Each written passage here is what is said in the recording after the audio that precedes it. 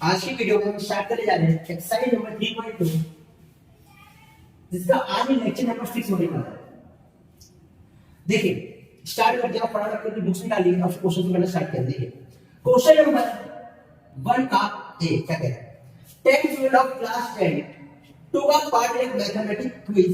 If the number of girls is 4 more than number of boys, find the number of boys and girls who took the part in the quiz. जो कह रहा है कि कुछ बच्चों ने, ये क्लास 10 के बच्चों ने पार्टिसिपेट किया है क्विज के अंदर। तो टोटल कितने लोगों ने पार्टिसिपेट किया? तो 10 लोगों ने पार्टिसिपेट किया है। अब इसमें कुछ लड़कियां हैं और कुछ लड़के हैं। तो मैं पहले मान लेता हूं कि let the number of boys कितने हैं मेरे पास? x है। तो let the number of girls कितनी है मेरे पास? मैंने मान लिया y है। तो टोटल बॉयज और गर्ल्स को मिला कितने लोगों ने पार्टिसिपेट किया है? 10 लोगों ने। तो अकॉर्डिंग टू क्वेश्चन 82 का मतलब क्या है यहाँ पर? अकॉर्डिंग टू क्वेश्चन, तो x प्लस y कितना है मेरे पास? 10। ये आपको बताना था केस नंबर 1। अब इसमें केस नंबर 2 का बोल रहा है, आगे बढ़ो इसको देखो कि if the number of girls is 4 more than number of boys, number of girls, मतलब गर्ल्स जितनी भी है, ऐसे लिखें क्या है कि number of boys, number of girls is 4 more than boys, मतलब गर्ल्स जितनी भी है, क्या कहते हो, बॉयज जितने भी हैं, गर्ल्स उनसे 4 ज्यादा है। बॉयज कभी कभार क्या होता है कि ऐसी स्टेटमेंट देखी बंदे डर जाते हैं और समझ नहीं आता क्या करते हैं। तो इसके लिए एक ट्रिक है क्या कि जो क्वेश्चन बोल रहा है वो करते जाओ, जो क्वेश्चन बोल रहा है वो करते जाओ। क्या कहना है कि नंबर ऑफ गर्ल्स की बात कर रहा है, तो नंबर ऑफ गर्ल्स यहाँ पे कितनी है? y है। इसका मतलब क्या होगा? देखो याद रखो, इज, एम, आर, वाज, वर, इन सब का मतलब होता है इक्वल टू। इसका मतलब यहाँ पे क्या हो जाएगा? Equal to. 4 लिखा है, हम भी 4 लिख देंगे। अच्छा, मोर देन मतलब क्या है? प्लस। मोर मतलब क्या है? प्लस। और क्या बात कर रहा है? बॉयज, बॉयज कितना है पास? x। बन गई क्वेश्चन हमारे पास बिना बताए। इसकी नंबर तरीका और क्या है? अच्छा पहले इसको अरेंज कर लो अच्छी तरह, इसको अरेंज कर लो। x को इधर ले जाओ, y - x बराबर 4। ये बन गई हमारे पास इक्वेशन नंबर 2। अच्छा इसके अलावा तरीका और जो अच्छा लगता है मेरे को क्या रहता है कि जब भी क्वेश्चन आपसे बोले मोर देन या लेस देन की बात करें, मोर देन या लेस देन की बात करें, क्या करना, जितने भी आपको बॉयज या गर्ल्स दे रखे हैं उनको बस माइनस कर देना।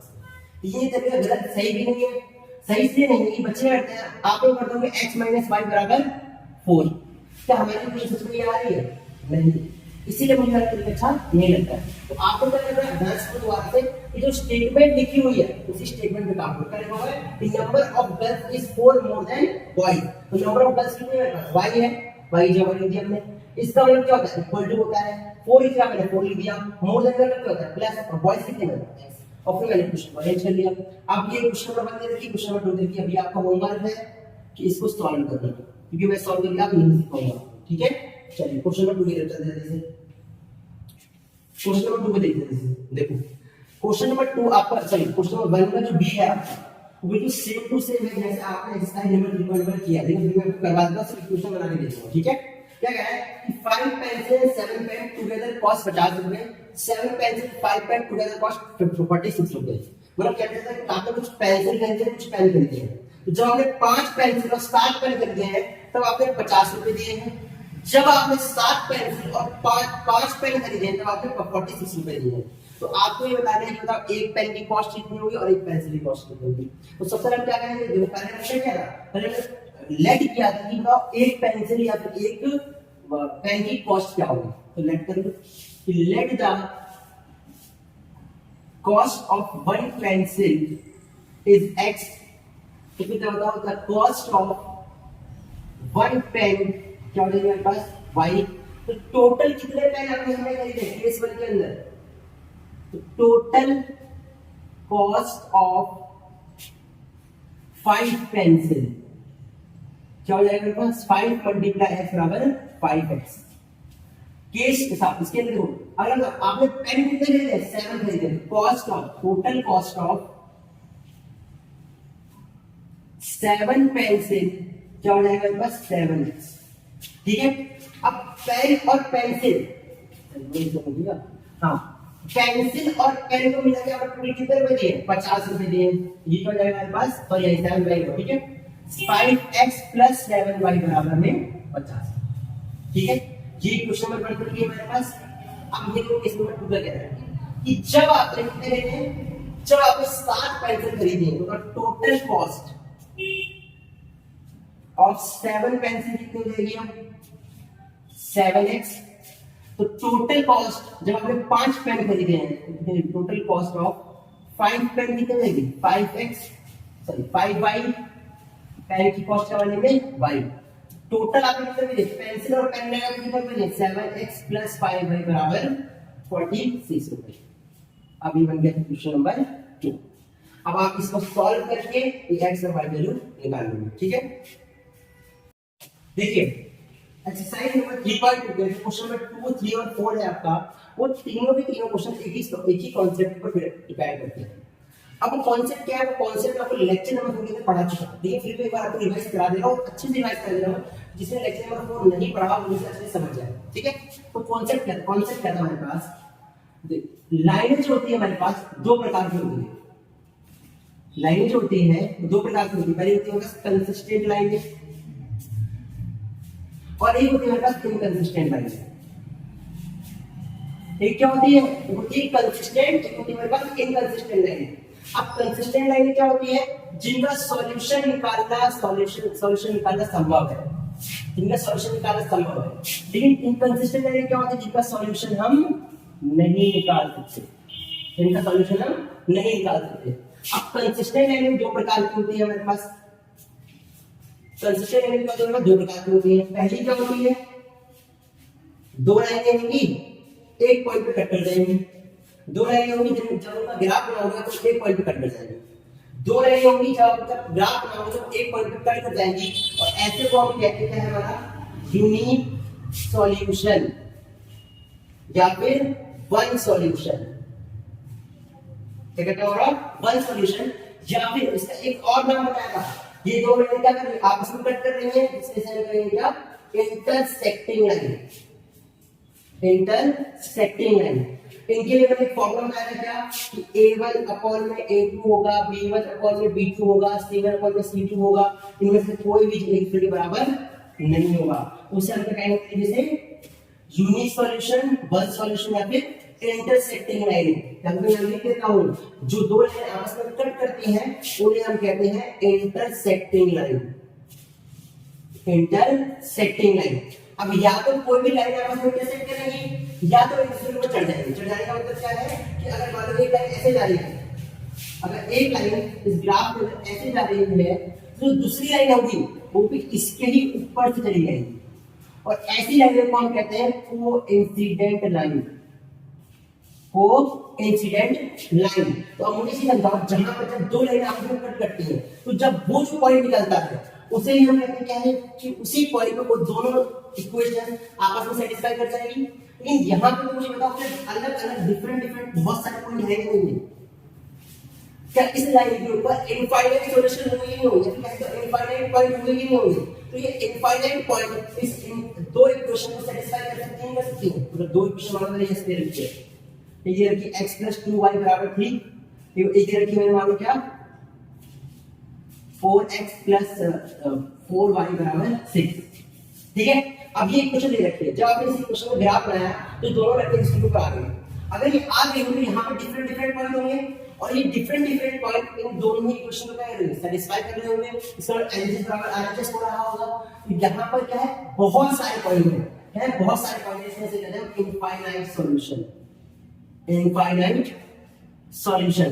या फिर कहते हैं इसे हम क्या कहा, वन सॉल्यूशन, इसे हम कहते हैं many one solution, many one solution. अच्छा, जैसे इसका एक फॉर्मूला है, वैसे इसका भी फॉर्मूला क्या, a1 में a2, b1 में b2, c1 में c2, और यहाँ पे सब चीज बराबर, समझ आया। अच्छा, इसके अगला क्या है, यहाँ पर इंटरसेक्टिंग खत्म, कोइंसिडेंट खत्म, बचा पता क्या, पैरेलल लाइन, पैरेलल लाइन।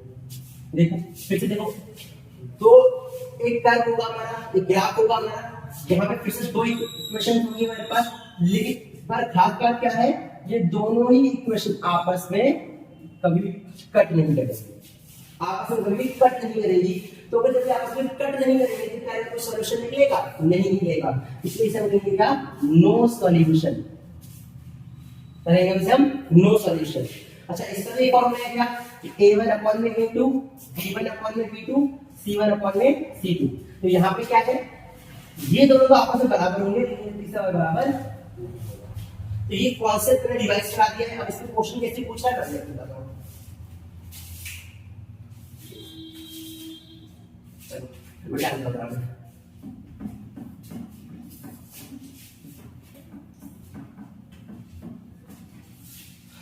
पहली बात तो बात यहाँ पे कॉन्सेप्ट लिख देता हूँ मैं कि अगर a1 अपॉन में a2 equal to b1 upon में b2 equal to not c1 upon में c2 हो, तब इक्वेशन कैसे निकालेंगे? इसे हम क्या कहेंगे, जैसे इंटरसेक्टिंग लाइन है, इसे इसका एक और नाम क्या है, वन सॉल्यूशन या फिर यूनिक सॉल्यूशन। अच्छा, ये केस 1 था, ये केस 2 कैसा हमारे पास, जब सबके सब बराबर होंगे हमारे पास, और जब सबके सब बराबर होंगे उसे हम कहेंगे जैसे infinite solution, many one solution, और कुछ ना चलेगा कुछ और। अच्छा एक चीज और इसमें लिख सकते हो आप लोग, इसकी लाइनें कैसे होंगी, तो इसकी लाइन होगी कंसिस्टेंट लाइनें। देखो ये चीज लिखवा रहा हूँ पेपर में पूछ आती है, इसलिए कैसे मेरे पास कंसिस्टेंट लाइन है। अच्छा, लास्ट में मेरे पास जब दो बराबर थे आपस में लेकिन तीसरा बराबर नहीं था, इसे हमने क्या कहा था, पैरेलल लाइनें, पैरेलल लाइंस और नो सॉल्यूशन। ठीक है, अब इसमें क्वेश्चन कैसे पूछा है, अब जल्दी क्वेश्चन मान लो इक्वेशन दे दिया,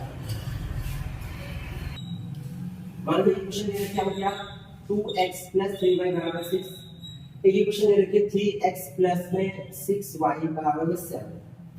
ठीक है, आपको ये बताना है कि लाइनें इंटरसेक्टिंग होंगी, इनफाइनाइट या फिर मैक्सिमम सॉल्यूशन होंगे, या फिर लाइन पैरेलल होंगी। अच्छा, या फिर लाइन कंसिस्टेंट लाइन होगी। तो आप समझते हैं क्या बात, आपको सिर्फ इस इक्वेशन को देख के बताना है कि लाइन इंटरसेक्टिंग होगी, इसकी या फिर कंसिस्टेंट होगी या फिर पैरेलल होगी। आपको कहना सबसे पहले इनके कोएफिशिएंट ढूंढना। मुझे बताओ यहाँ पर a की जगह पे क्या लिखा हुआ है, a1 की जगह पे क्या लिखा हुआ है 2, b1 की जगह पे क्या लिखा हुआ है 3 और c1 की जगह पे क्या लिखा हुआ है 6। सेम a2 की जगह पे क्या लिखा हुआ है 3, b2 की जगह पे क्या लिखा हुआ है 6 और c की जगह पे क्या लिखा हुआ है हमारे पास 7। इसको नहीं समझा समझो, किसी भी इक्वेशन को हम निकालते हैं, किसी भी इक्वेशन को हम लिखते हैं तो उसका एक जनरल फॉर्म होता है। जनरल फॉर्म मतलब जो हर जगह वैलिड है, मतलब उसे हर जगह यूज कर सकते हैं। क्या इसका जनरल फॉर्म, ax + में by बराबर में c।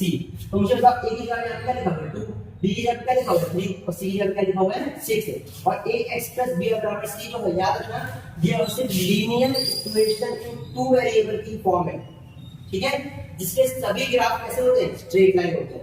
इस तरह मैं पहले भी लेक्चर में खत्म कर चुका हूं। ठीक है, अब मुझे क्या करना है, देखो मैंने इन सबके a1 b1 निकाल लिए, अब मैं इनको रेशियो में लिख रहा हूं, a1 अपॉन में a2, b1 अपॉन में b2, 2 अपॉन में 3, 3 अपॉन में 6, 6 अपॉन में 7। मुझे बताओ क्या इनमें से कोई भी आपस में बराबर है, क्या ये दोनों आपस में बराबर है, आप बोलोगे नहीं।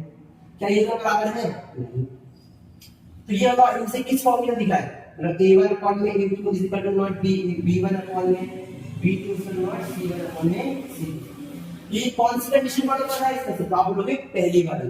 तो ये कौन सी लाइन होने वाली, ये लाइन होने मेरे पास इंटरसेक्टिंग लाइन। और अगर आप और दिमाग और क्या से कहोगे इंटरसेक्टिंग लाइन है तो इसका सॉल्यूशन कैसा होगा, तो ये यूनिक सॉल्यूशन होगा। अगर इसका सॉल्यूशन निकल रहा है तो ये कंसिस्टेंट लाइन होगी या फिर इनकंसिस्टेंट लाइन होगी। अगर आप बोलोगे सॉल्यूशन अगर इसका निकल रहा है तो ये क्या होगी, कंसिस्टेंट लाइन होगी। अच्छा, इसका कोई और नाम है क्या, हाँ एक और नाम है इसका, वन सॉल्यूशन। ठीक है, एक और ऑप्शन करके देखते हैं, एक और एग्जांपल लिख देते हैं। 2x + 3y = 6, 4x + 6y = 12। फिर से अगर हमें पता करना है इनमें कौन सा वाला फॉलो करता है तो हम क्या करेंगे, इनके कोफिशिएंट लिखेंगे।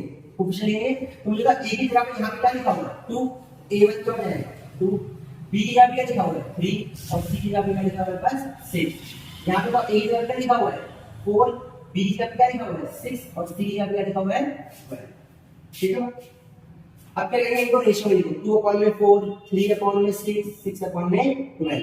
मुझे बताओ 10 मुझे बराबर लग रहा है, आप बोलो तो नहीं लग रहा है, काट पूछ सकते हो, काटो 1/2, 1/2, 1/2। अब कुछ दिख रहा है क्या हो रहा है, ये सबके सब बराबर, ये भी करो ये बराबर हो। कौन सा वाला फॉलो कर रहा है, आप लोग एमसी का बीच वाला फॉलो कर रहा है, a1/a2 बराबर b1/b2 बराबर c1/c2। तो अब मुझे बताओ इसकी क्या क्या चीजें होंगी, तो लाइन कौन सी होगी, क्या उसे इंटरसेक्टिंग लाइन होगी, कंसिस्टेंट लाइन होगी, फिर पैरेलल लाइन होगी। तो आपको भैया ये है हमारे पास कंसिस्टेंट लाइन है। लाइन कैसी है, कंसिस्टेंट लाइन होगी, क्योंकि इसका कितना सॉल्यूशन मिलेगा। दूसरी बात ये कोइंसिडेंट लाइन होगी, अगर लिखना भूल गया कैसे होगी, कोइंसिडेंट लाइन होगी। कैसे होगी ये कोइंसिडेंट लाइन है। अच्छा इसके सॉल्यूशन कितने होंगे, अगर सब बराबर है तो इसके मैनी सॉल्यूशन होंगे, मैनी वन सॉल्यूशन होंगे या फिर इनफाइनाइट सॉल्यूशन होंगे। देखो ये अलग अलग चीजें नहीं, ये सब चीजें सेम है, बस इनके नाम अलग है। ठीक है, एक और क्वेश्चन करके देखते हैं।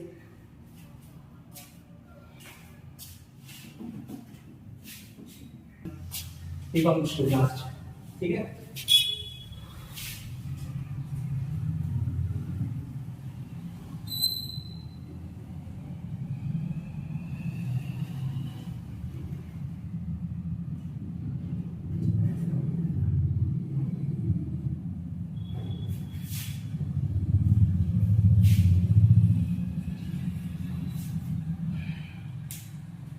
देखो क्या करेंगे, साथ देखो बताओ ए के साथ क्या लिखा हुआ है 4, सॉरी a1, b1 के साथ क्या लिखा हुआ है 5 और c1 के साथ क्या लिखा हुआ है 6, a2 के साथ क्या लिखा हुआ है 8 और b2 के साथ क्या लिखा हुआ है, आप बोलेंगे 10 नहीं, साइन के साथ ले लो इसे, साइन के साथ।